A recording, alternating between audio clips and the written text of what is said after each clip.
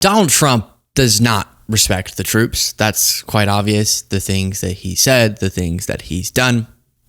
But we have a little note of something that I missed that sends that message home. Don't worry about the B-roll. Just don't worry about it, okay? Something I missed when we covered Trump's speech at the West Point Military Academy was we did already cover the just crazy speech that it was and him trailing off talking about trophy wives and stealth planes, or you can't see them, and again seeming to actually believe you can't see them with your eyes instead of radars, and all these different brain farts and discombobulations. But something else went viral after this too, which is that he sort of scurried away. He ran off right after delivering his speech, instead of staying to shake the hands of the cadets, the graduates. Often that's what the president does. Michael Kofod said, disappointing that POTUS didn't stay to shake hands with West Point graduates, but left halfway through commencement, a nice tradition from many commanders in chief. And I find this interesting because, listen, is this the biggest thing ever? No, it's not. And it's just a tradition, and you can still have respect for troops, even if you have something to do. In his case, it was golfing. But it's that, that would be proof that Joe Biden hated each and every one of them. That hypocrisy angle. I'm going to keep calling it out, even if it doesn't change anything. It feels. And people don't seem to care about hypocrisy. But Fox News would have said this is the big... I mean, they got upset about Obama's choice of clothing and tiny things with him, and then would blow it out of proportion. Or Biden, even though there were much bigger things that you could have concern about, as now the American public is having much discourse about, they would find the smallest, most ridiculous things to freak out over. This would be a crisis.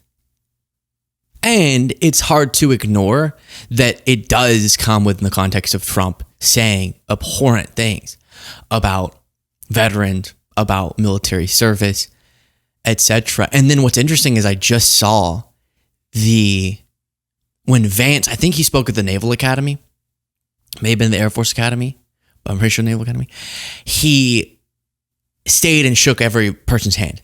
And I scrolled through the comments in one of those videos where it was like, Vance is a patriot, he loves the troops. And it was like, could you ever imagine, Democrats having this much respect and stuff? And it's like, they did.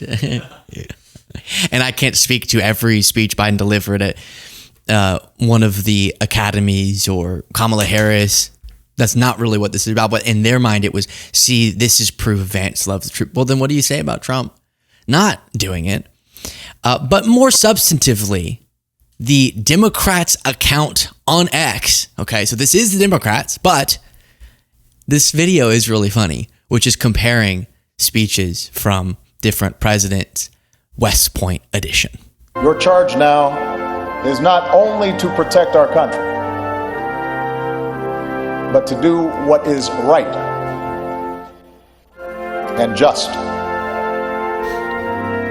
As your commander-in-chief, I know you will. These are good-looking people, I'll tell you. General, what's going on over there? Looks like all a bunch of male models I can't stand. West Pointers know better than anyone. Freedom is not free. End quote. As we saw last time we saw the Biden speech. It requires constant vigilance. Nothing is guaranteed about our democracy in America. Every generation has an obligation to defend it, to protect it, to preserve it, to choose it. Now is your turn. And we are buying you new airplanes, brand new beautiful planes, redesigned planes, brand new planes, totally stealth planes.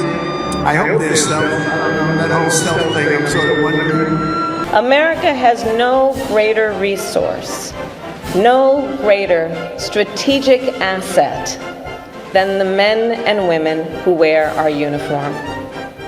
Could you say a trophy wife? I guess we could say a trophy wife. It didn't work out too well. But it doesn't work out too well. I must have a lot of trophy wives. It doesn't work out. Yeah. So are there, I already was fair, and I showed you clips of Trump also giving you are the reason our country's great, like those sorts of strong statements that are good and positive. He obviously didn't only go off of those tangents, but those tangents are hard to look past. They really are. And I'm trying to beat a record of how many times I can play this clip from one of his recent speeches. As a linguist, translator, and cryptologic technician, I'm not cognitively. Now, I do remember I was at a Naval Academy graduation for someone in my life, and was there when Biden spoke, and he stood there. He looked like the sun was getting to him. It was getting to him. But he stood and he shook every person's hand, to which I love the troops, but man, I was getting really sleepy and tired because it was handshake, handshake, handshake, handshake. And it was, wow, long ceremony, beautiful. So worth it. I appreciate it. But it was sunny, so I could, and I wasn't in a suit. Was I in a suit? Maybe I was in a suit, but Biden was definitely in a suit. So say what you will. Yeah, okay, at the Air Force Academy, he tripped over a sandbag. He also has gone on some interesting little rambles, but... These are the kind of guys you like to smack in the ass. Maybe so. Hey, not me, Joe. That's weird. Keep your hands away from my ass. That's one rule I have. This ass is mine.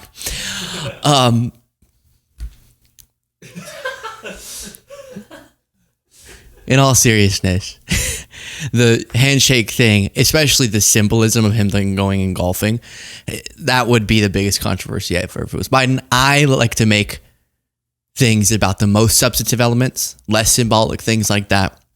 It's hard to ignore though. All right, as a reminder, we are doing a live show. It's going to be epic. If you're anywhere in the Austin area, we are about to close off the VIP ticket option because it's filled up, and we're kind of trying to see how many seats we can fit around in that zone because a lot of people are wanting the VIP tickets, but we're gonna have to close that off, so there'll be general admission, but those seats will be great too. Everyone's gonna have a great seat, don't worry. There's no like viewing obstructions or anything, and it is exciting to see how many people are buying tickets. If this event goes well, to many of you who have been asking, will you go and do live shows in any other cities? If it does go well, then yes, I would love to do that. And that could be a really fun thing.